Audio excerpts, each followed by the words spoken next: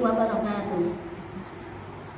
Subhanakallahumma la ilma lana illa ma 'allamtana innaka antas samiul alim wa tub 'alaina innaka antat tawwabur rahim warzuqna min ladunka ilman nafi'an ya dzal jalali wal ikram. Pembahasan kita pada kali ini yaitu tentang sempurnakan puasamu maka Allah akan ridha padamu. Sahabat Fatayat dan juga pemirsa yang dirahmati Allah, alhamdulillah kita sudah melewati separuh dari bulan Ramadan. Tentunya kita berharap supaya puasa kita bisa sempurna. Sempurna dalam arti sempurna waktunya maupun sempurna dalam pelaksanaannya. Sempurna waktu artinya adalah kita mampu melaksanakan 1 bulan penuh puasa Ramadan. Meskipun hal tersebut di luar kemampuan kita karena kodrat kita sebagai wanita. Nah, yang menjadi pembahasan kita kali ini adalah sempurna dalam pelaksanaannya. Sahabat Fatayat yang dirahmati Allah, puasa sebenarnya adalah upaya manusia untuk meneladani sifat-sifat Allah. Allah tidak butuh makan, Allah tidak butuh minum, Allah tidak butuh pasangan.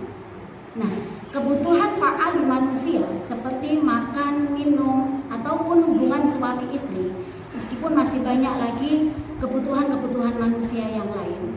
Nah, kebutuhan ini bisa ditangguhkan sementara manusia bisa bertahan untuk tidak makan, tidak minum, dan juga hubungan suami istri dalam waktu tertentu. Rata-rata di Indonesia puasa dilakukan dalam jangka 12 jam. Kalau di Eropa bisa jadi sampai 14 jam. Nah, kebutuhan ini bisa ditangguhkan, manusia akan bertahan. Berbeda lagi dengan kebutuhan bernafas. Manusia tidak akan mampu bernafas jika ditangguhkan dalam beberapa jam saja. Nah, inilah hukum syariat pertama yang bisa kita teladani dari sifat-sifat Allah, yaitu tidak makan, tidak minum, dan juga tidak berhubungan suami istri. Namun yang lebih penting, substansi yang dikehendaki oleh agama yaitu bagaimana kita bisa meneladani sifat Allah yang maha pemurah, bagaimana Allah itu maha pemaaf, bagaimana Allah itu maha dermawan, bagaimana Allah itu maha baik segalanya. Nah, itulah yang harus kita perhitungkan juga.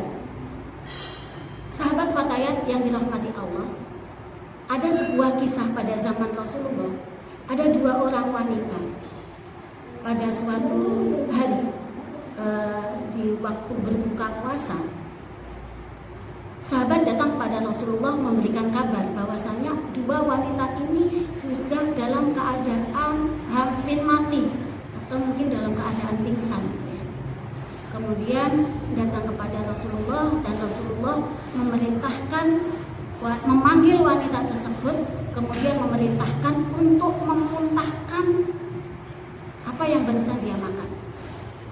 Ketika diambilkan sebuah wadah, apa yang keluar dari mulut wanita ini, yaitu yang keluar adalah cairan nanah, cairan darah.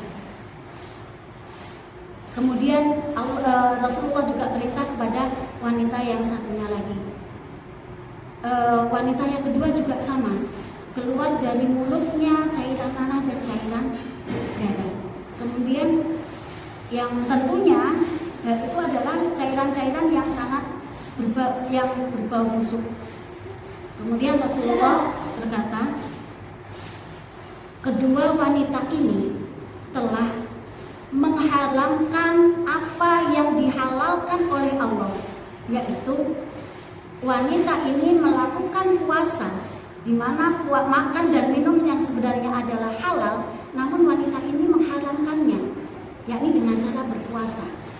Namun di saat berpuasa dia bergosip-gosip ria dengan temannya, yang dalam istilah dalam Al-Quran Ketika orang berghibah, maka dia diibaratkan memakan bangkai saudaranya sendiri. Berarti dia telah menghalalkan apa yang diharamkan oleh Allah.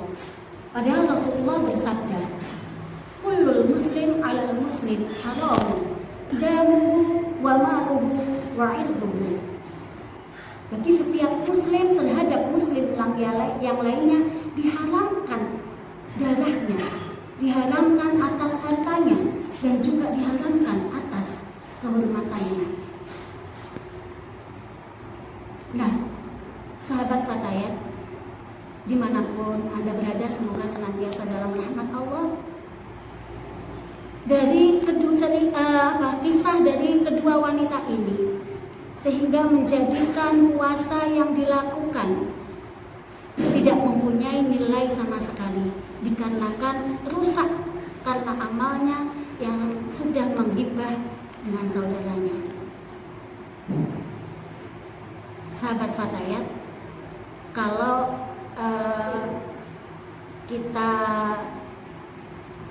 ada di zaman sekarang, potensi untuk ghibah itu tidak hanya kita bisa ngobrol berduaan, bahkan melalui sosial media pun akan sangat mudah sekali kita mungkin tanpa sadar akan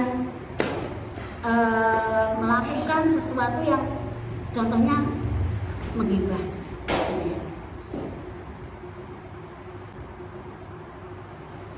Sosial media yang seharusnya bisa menjadi sarana kita untuk berbuat kebaikan, menebar kebaikan, memberikan motivasi kepada orang lain, namun juga berpotensi besar dalam kita bermaksiat.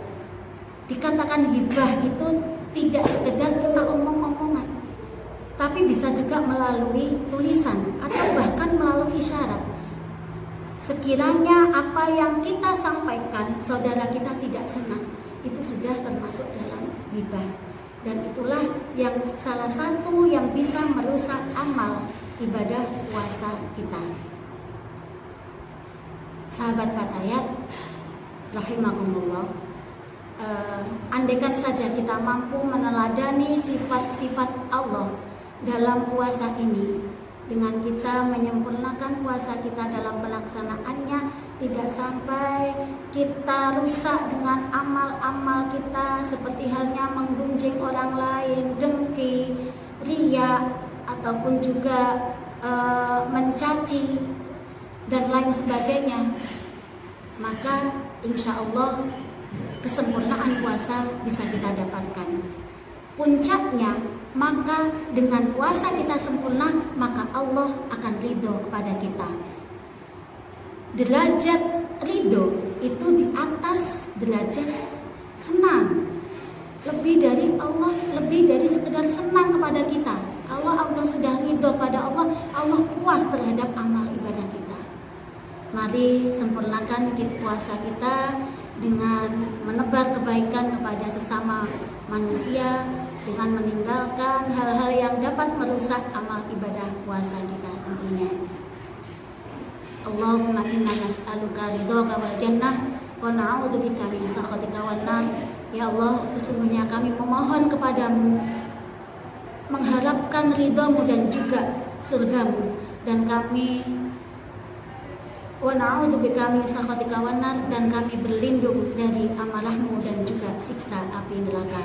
Semoga Allah menerima amal ibadah puasa kita, dan Allah permudahkan kita untuk menjalankan ketakwaan dan menjauhkan kita dari segala kemaksiatan. Demikian yang dapat kami sampaikan. Usikum wa nafsi bitaqwallah wa qad fazal muttaqun. Wassalamualaikum warahmatullahi wabarakatuh.